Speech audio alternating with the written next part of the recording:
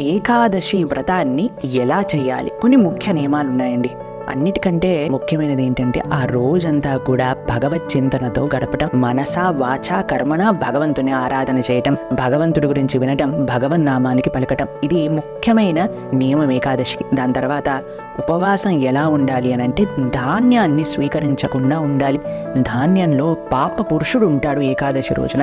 లేదండి మేము మొత్తం ఏకాదశి ఉపవాసం చేయలేమండి అన్న వాళ్ళు కొద్దిగా పాలు పండ్లు స్వీకరించవచ్చు. లేదండి అది కూడా సాధ్యమవ్వదు అని అంటే సగ్గు బియ్యము అటువంటి పదార్థాలు కొన్ని ఉన్నాయి ఏకాదశి రోజు కూడా స్వీకరించవలసింది. ఏవైతే ధాన్యం కాదో వాటిని మనం చక్కగా కనుక్కొని వాటిని స్వీకరించవచ్చు అనమాట. వీటికి సంబంధించినవన్నీ ఇన్ఫర్మేషన్ కూడా మన ఛానల్లో ఏకాదశి వ్రత నియమం పైన మనం 2 వీడియోస్ చేసాం. దాన్ని తప్పకుండా శ్రవణం చేయండి. ఈ వైకుంఠ ఏకాదశి నుంచి తప్పకుండా అందరం కలిసి ఏకాదశి వ్రతాన్ని పాలన చేద్దాం. హరే కృష్ణ.